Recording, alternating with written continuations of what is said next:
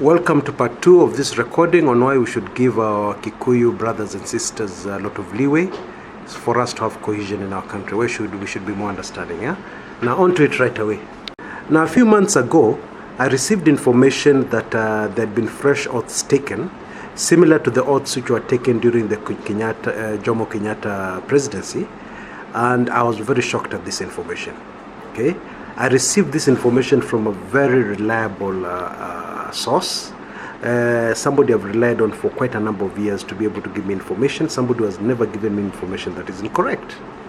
And naturally, I could not, I believe this information, but as usual, as is my policy, always in Kumekucha, and this has really helped me over the years, when I receive information that's controversial, even if it's from a reliable source, I will not release that information until I get a second independent source with the same information. So when I received this information, I did not go public with it. I just kept it to myself, and I really feared for our country. Okay. Now, by a stroke of luck, or no, let me not say by a stroke of luck, because God controls everything, I believe it is Him who enabled me to stumble on a source who I do not ordinarily meet. I would not have come into contact with this particular source. This particular source is very high placed in our country, very important person, okay? And normally they don't just get into touch with them just like that, okay? So by some luck on another issue, I came across this person, and as we talked the issue, whatever we were talking, and when we finished, in fact, I was almost going away. I said, oh, by the way, I've had this and this and this. Even before I finished my sentence, he said, that one started last year. I was shocked. So there you are, two independent sources on some very explosive information. Now, I took the liberty of also examining what has happened in our country, yeah, especially as we've gone into the general elections, because whatever oaths are taken around general elections is when there's a threat to that oath. Are you getting me correct? You see, you take an oath for rulership. You take an oath that the rulership, the marquee will remain in a certain community indefinitely, yes? So when you come to the election, that particular oath is threatened. Now, an oath ordinarily is guarded, okay? When you take an oath and when you pour blood, whichever gods and demons and spirits you pour the blood to, they come and protect the oath. Yes, you speak to anybody who knows spiritual things, they'll be able to explain this to you. Even a pastor in your church will be able to explain these things to you. Now look at the number of deaths we have had in Kenya. Children, horrific accidents, officials of the IBC, senior official just dies just like that.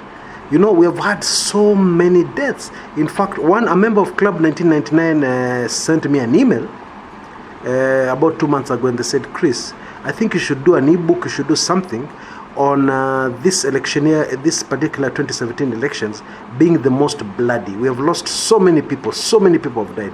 They wrote an email. I actually have it. I have actually evidence in writing that somebody actually noticed and wrote to me. Okay? So again, that is evidence. That is a clear indication that an oath was taken. Now remember, I'm not here in this recording to judge anybody, because judgment belongs to God. I'm not here to be holier than thou, because that is not my place. But what I'm here to do, remember my initial, the way I started this recording, is to be able to tell other Kenyans, please be a bit more patient with our Kikuyu brethren, brothers and sisters. Okay? Why? Because when you're under the power of an oath, yes, it is not you talking. It is the oath talking. I know that sounds strange in the 21st century to say, but it is the truth.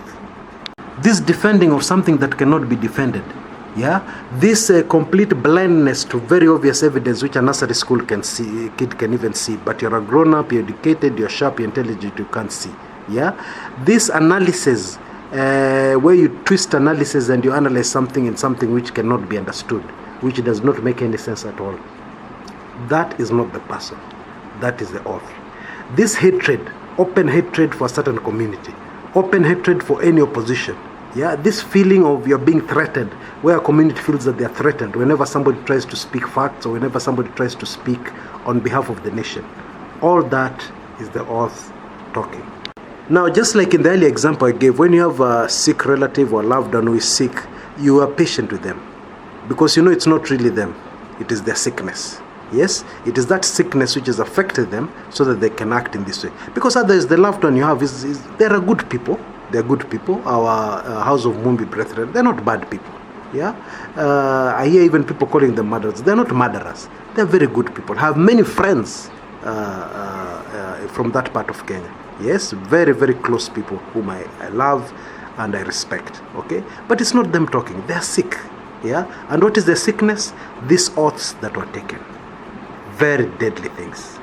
Now, most of you must have been very surprised that somebody who's normally very level-headed like Chris Kumekucha, why all of a sudden they're very strong for secession?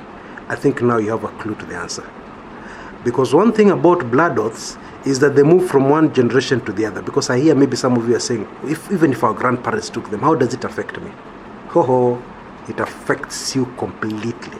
Because an oath is a blood covenant. It affects a third, fourth generation forever and ever. Do your research. Once an oath is taken, a child shall be born. They'll have no idea what is happening. They can even be born in another very far corner of the world, in Timbuktu. Yeah? They're born there. And as they progress, as they grow, they start being affected in a certain way. And they wonder what's happening. And yet it is the oath from their parents or from their great-grandparents, from the generation. You know, it is the oath working. Because the spirits which are put to guard an oath are very serious. They must guard that oath at all costs, even if it means spilling blood. That is the problem. And that is why I suggested that in the situation we have in Kenya at the moment, the only solution is secession. Yes, because this is not an issue you can address. And I'm grateful because I was given guidance. You know, I did a lot of videos in this channel, and even in my Kumekucha blog over the years, I've done very many stories about the injustices committed in Kenya, especially against the Luo community.